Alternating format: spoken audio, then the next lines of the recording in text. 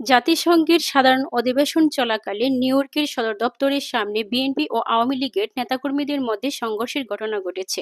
এতে স্থানীয় একজন আওয়ামী লীগ নেতা আহত হন এবং আরও কয়েকজন নাজেহাল হয়। শুক্রবার সকাল ৯টার দিকে অন্তর্বর্তী সরকারের উপদেষ্টা ডক্টর মোহাম্মদ ইউনূস, বিএনপির মহাসচিব মির্জা ফখরুল ইসলাম আলমগীর সহ রাজনৈতিক দলের শীর্ষ নেতাদের সঙ্গে জাতিসংঘ সদর দপ্তরে প্রবেশ করেন। একই সময়ে ৪৭ এভিনিউ এলাকায় কয়েক হাজার নেতাকর্মী নিয়ে বিএনপি স্লোগান দিতে থাকেন।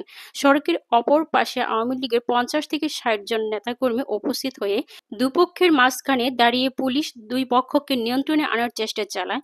বেলা ১২:৩০টার দিকে আওয়ামী লীগ নেতা কাজী রাসেল সমাবেশের দিকে এগুতে চাইলে পুলিশ তাকে থামানোর চেষ্টা করে, কিন্তু তিনি সেই বাধা অমান্য করে সমাবেশস্থলে এগিয়ে গেলে বিএনপি নেতাকর্মীরা শার্টের কলার ধরে টানাহেঁচড়া করেন।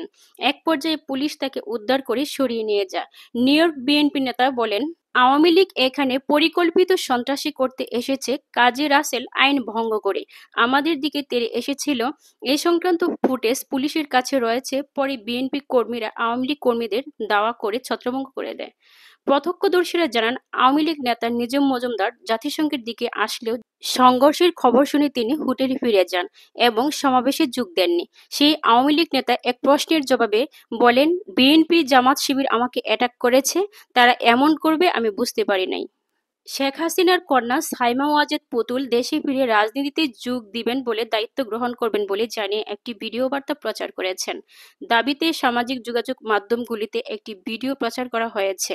ভিডিওটি কথিত সাইমা ওয়াজেদ পুতুলকে বলতে শোনা যায়, আমার নাম পুতুল, তারেক রহমানকে চ্যালেঞ্জ করার মতো কেউ থাকলে সেটা আমি। আপনারা কি বলেন? আমি দেশে ফিরে আসব, দলের দায়িত্ব নিব এবং খুব শিগগিরই কিছু করব। আমি বুঝতে পেরেছি যে আমাকে দ্রুতই রাজনীতিতে দায়িত্ব নিতে হবে। ববি আর জয়কে দিয়ে কিছুই হবে না। Fact check. রিউমার্স টিমের অনুসন্ধানে দেখা যায়, পুতুলের রাজনীতি করা বাংলাদেশে ফেরার এই ভিডিওটি সত্য নয়। প্রচারের ভিডিওটি আসল নয়। অনুসন্ধানের শুরুতে আলোচিত ভিডিওটি অনুসন্ধান করা হয়, তবে গণমাধ্যম কিংবা সংশ্লিষ্ট বিশ্বস্ত কোনো সূত্রে ওই ভিডিওর কোনো তথ্য ও সত্যতা খুঁজে পাওয়া যায়নি। কৃত্রিম বুদ্ধিমত্তা তৈরি কন্টেন্ট ভিডিও উল্লেখ করা হয়।